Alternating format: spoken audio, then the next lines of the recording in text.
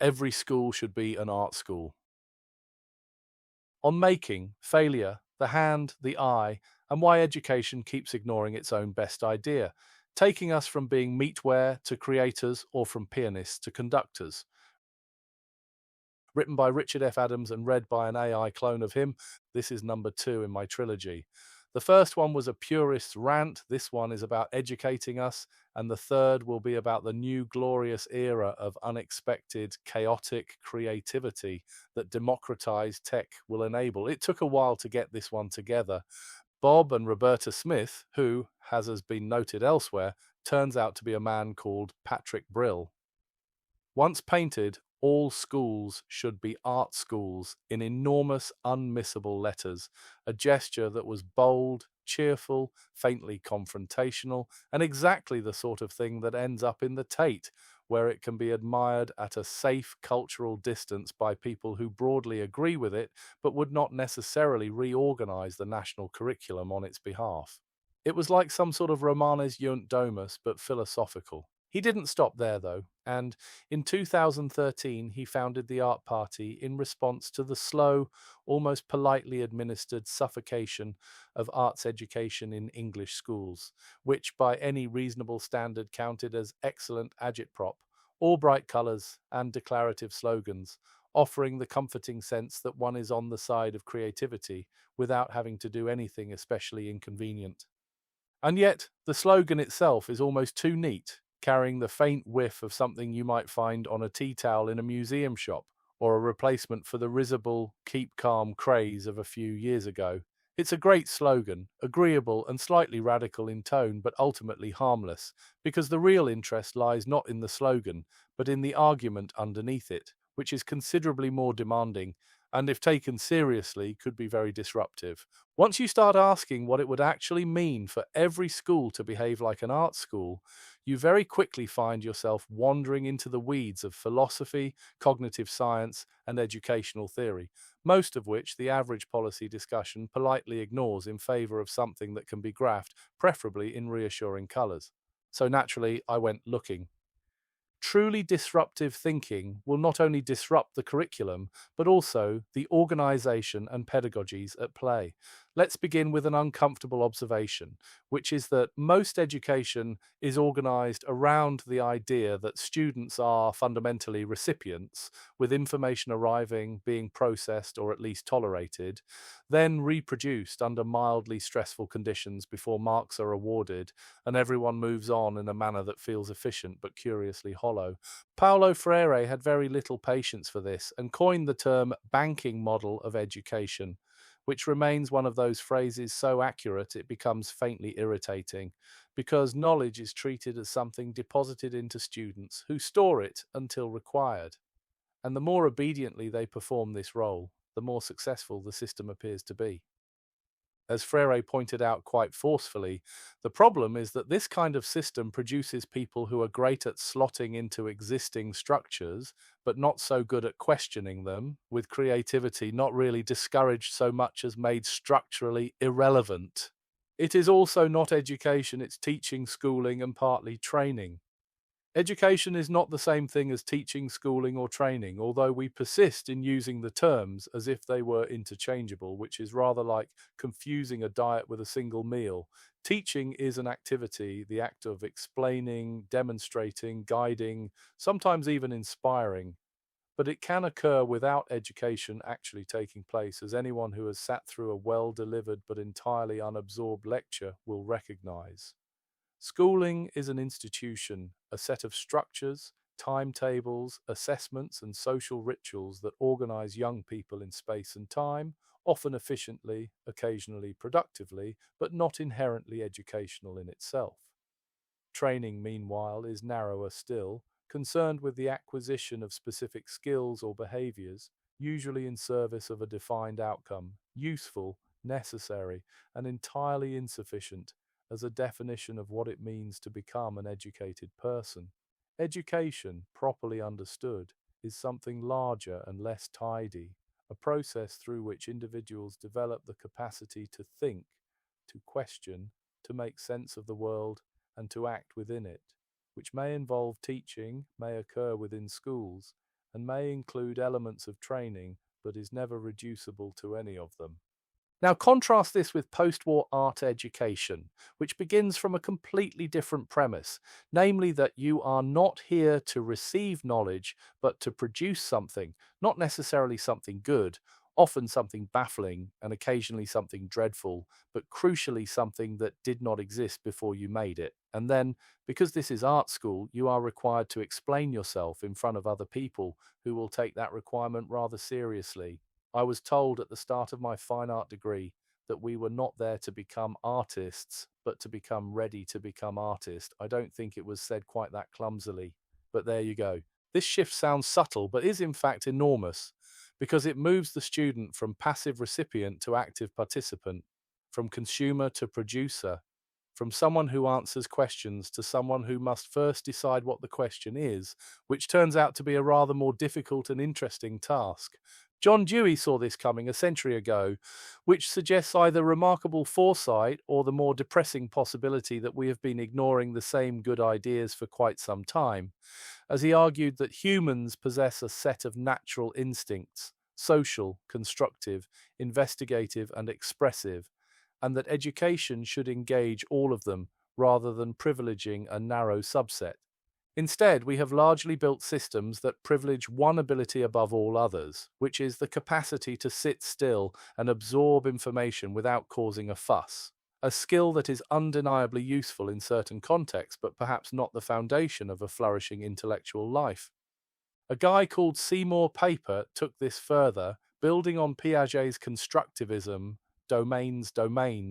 and giving it a practical edge, arguing not merely that learners construct knowledge, but that they do so most effectively when engaged in making something external, something they can point to, test, refine, and share, whether that is a poem, a program, a robot, or a lopsided chair that wobbles in a way that reveals something rather profound about your understanding of balance. Papert's phrase, objects to think with, is one of those quietly brilliant formulations that seems obvious once you have heard it, because the object is not the end point, but the medium through which thinking happens, a tool for cognition rather than a byproduct of it. We recognize this instinctively in fields we take seriously, where engineers prototype, scientists experiment, and entrepreneurs iterate, with no one expecting them to get it right first time, and no one being particularly alarmed when they do not, yet introduce the same process under the banner of art, and a curious skepticism appears, raising questions about rigor, utility, and measurement, which are less about intellectual merit and more about what we have collectively decided counts. I've said to employers many time they should hire and develop more artists, as artists are hardwired to be agile. In most classrooms, being wrong is treated as a problem to be corrected as efficiently as possible, whereas in art education, being wrong is where things begin to get interesting, not as a matter of indulgence, but as a matter of method. This is not, contrary to popular belief, a soft stance, because it is supported by a growing body of rather stern empirical research, with Manu Kapoor's work on productive failure showing that students who are allowed, indeed encouraged, to grapple with complex problems before being shown how to solve them consistently,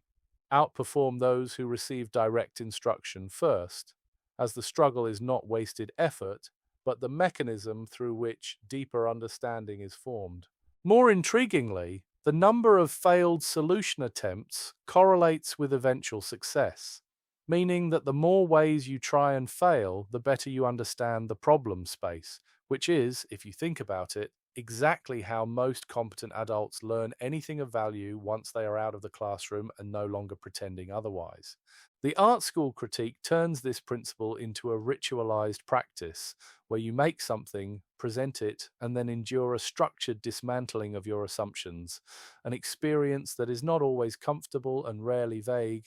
but has the deeply unfashionable virtue of taking the work seriously. Another reference for you: how blessed are you? As John Colco observes, the critique teaches that the work is not precious but provisional, iterative, and above all improvable, which is a surprisingly difficult lesson to internalize in a culture that quietly encourages students to equate correctness with worth. Because if your value is tied to getting things right first time, you become risk averse. Whereas if your value is tied to your ability to improve, then failure becomes not only tolerable, but necessary. Schools that adopt even a diluted version of this model, with drafting, feedback, and revision built into the process, tend to produce students who are more resilient, more adaptable, and less likely to interpret a setback as a personal catastrophe, not because they have been protected from difficulty, but because they have been trained to use it. At this point, we run into one of education's more persistent blind spots, which is the assumption that thinking is something that happens exclusively in the head, with the body reduced to a delivery mechanism whose primary function is to get the brain to a chair and keep it upright while refraining from fidgeting. Here come the quotes, by the way. Maurice Merleau-Ponty argued that perception and understanding are fundamentally embodied, meaning that we do not passively receive the world, but engage with it through movement, sensation, and action, which is not poetic indulgence, but a serious claim about how cognition works. Richard Sennett develops this by examining the relationship between hand and head, showing that skill is not the application of abstract knowledge, but a dialogue between thinking and doing, where the craftsman does not merely execute, but thinks through the act of making itself. Matthew Crawford adds a layer of cultural critique, pointing out that we have systematically undervalued this form of intelligence, elevating knowledge work while quietly ignoring the cognitive demands of skilled manual labor, which often involve continuous problem solving, diagnostic reasoning, and real-time feedback from the physical world. Meanwhile, research in embodied cognition has begun to catch up with what artists and craftspeople have always known, which is that if you constrain the body, you constrain thought, because the hands are not subordinate to the brain, but active participants in cognition. Ian McGilchrist frames this as an imbalance between modes of attention, with the analytical and detail-focused approach dominating at the expense of a broader and more integrative way of engaging with the world, while art education, by insisting on material engagement, quietly restores some of that balance by asking students not just to think about things, but to handle them, test them, and discover what happens when intention meets resistance, which is, when you put it like that, rather a useful life skill. The next bit is about learning to look properly rather than politely. We inhabit a visual environment of staggering complexity, saturated with advertising, social media, political imagery, and algorithmically curated aesthetics, most of which is consumed with remarkable fluency and almost no formal training, which should perhaps concern us more than it does.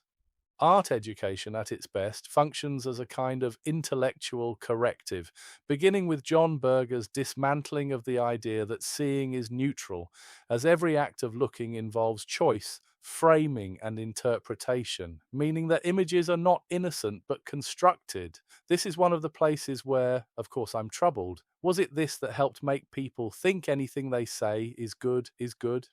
Nicholas Mirzoeff extends this into the present, where the sheer volume of visual information makes coherence difficult, because we are not simply interpreting images but navigating a continuous flood of them, often without the conceptual tools required to do so well.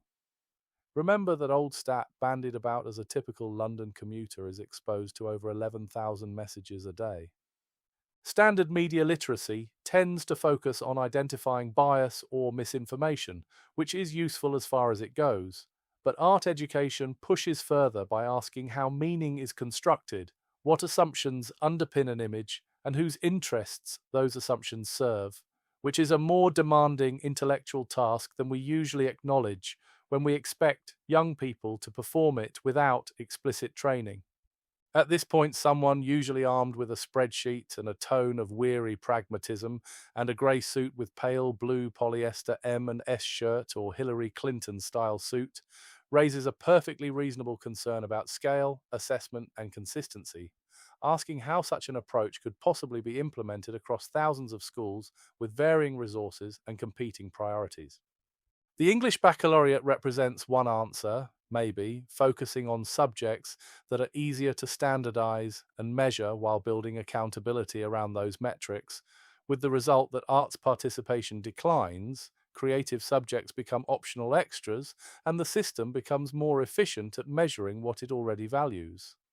The difficulty is that the most valuable outcomes of our education, creativity, resilience, and critical perception are not easily reduced to metrics as they resist standardization and refuse to fit neatly into spreadsheets. And so they become, in policy terms, invisible, which is a neat trick if you want to ignore them without appearing to do so. The real argument here is not about increasing the number of art lessons, but about recognizing that the structure of art education, making, reflecting, critiquing, and revising, provides a powerful model for learning across disciplines, which is a more ambitious and more unsettling claim.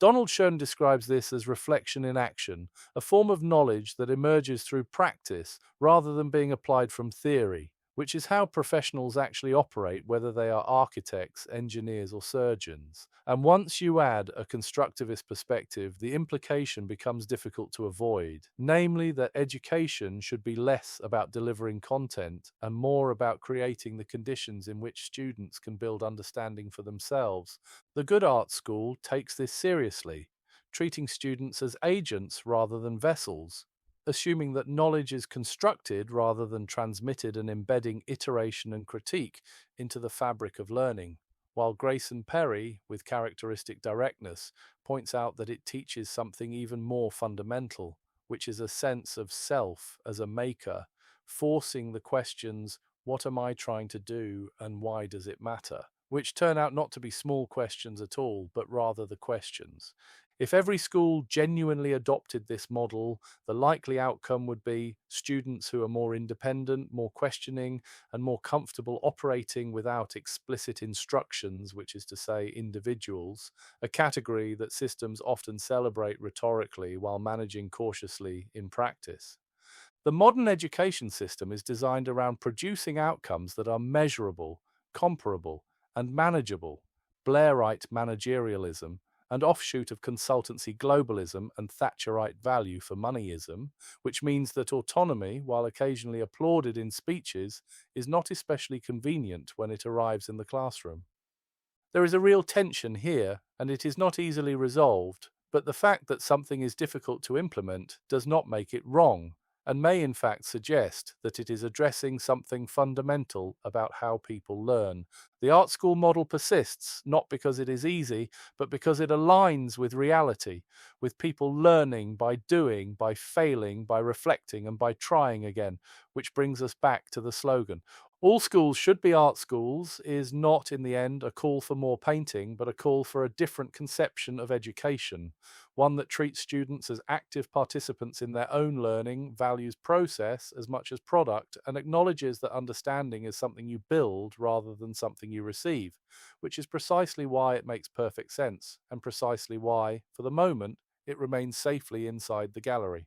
What sharpens this argument and makes it feel less like a nostalgic defense of paint and clay and more like a practical necessity is the arrival of increasingly capable AI systems, which are already very good at the parts of education we have historically privileged, namely recall, pattern matching, and the fluent reproduction of acceptable answers, all delivered at speed and at scale, without complaint and without the need for a lunch break. If the purpose of schooling is to produce people who can do those things, then we have, rather abruptly, built machines that can do them better, faster, and more cheaply, which is not a comfortable position for an institution that has spent the better part of a century optimizing itself around precisely those outputs.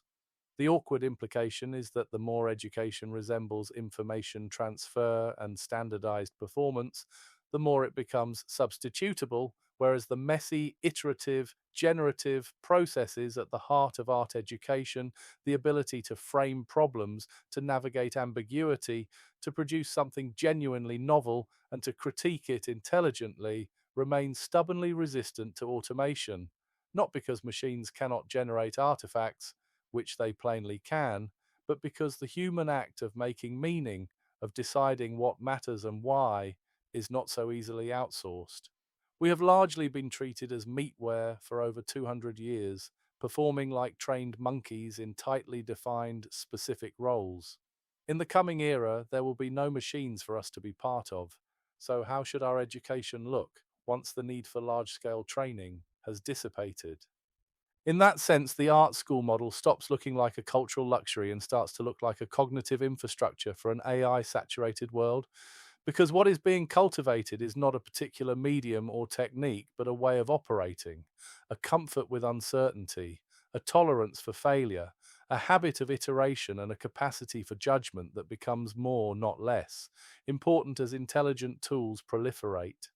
When anyone can generate images, text, music, or code on demand, the differentiating factor is no longer the ability to produce outputs, but the ability to direct, evaluate, and situate them, to ask better questions, to recognize quality, to develop a point of view that is not merely a statistical echo of what already exists. These are inconveniently exactly the capacities that art education has been quietly developing all along,